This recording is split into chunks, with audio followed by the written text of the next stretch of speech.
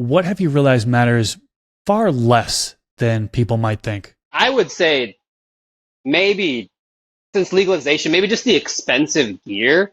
I feel like automation has kind of monopolized like the equipment that's coming out, and it seems to be the priority of everyone. But realistically, I think your major investment should just be having like a proper LED light. Um, and a lot of the app integration is cool and stuff like that, but that kind of might be on the side of what I consider to be like maybe not necessary for new growers.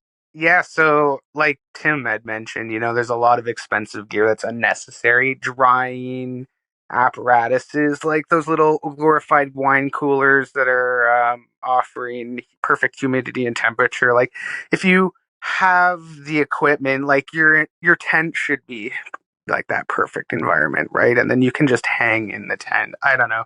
Also, there's a lot of snake oils out there too, right? Not to say not snake oils, like they have a benefit, they're products, but some people are growing a certain way and they don't totally understand. It goes back to that bottled nutrients. They go and they buy some like Big Bud or some Bloom Booster and they don't know what they're doing. And it's just an NPK kind of formula and they're not really getting anything special. It's just a big bottle of water and they don't know how to use it properly. So I don't know. I think do your research, like Tim said, keep it small, right? Like even Mr. Canucks, I think when he started out, he was growing in like a closet, right?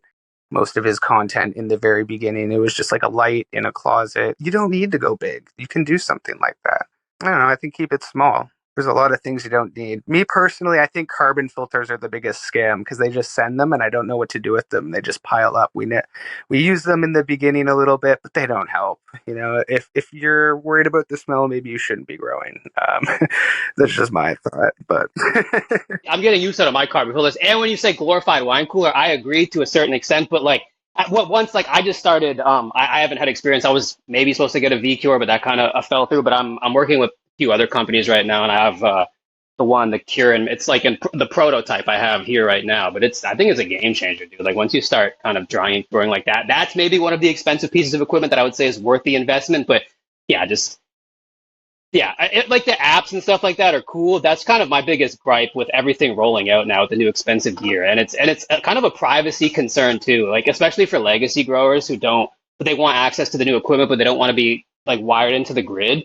Like if you, for example, even in Canada, still like the Cron Father, bro, back in 2021, he got rated out in Alberta, and I'm sure someone like that, like who's a legacy grower, wouldn't want apps connected to all of their tents and stuff like that.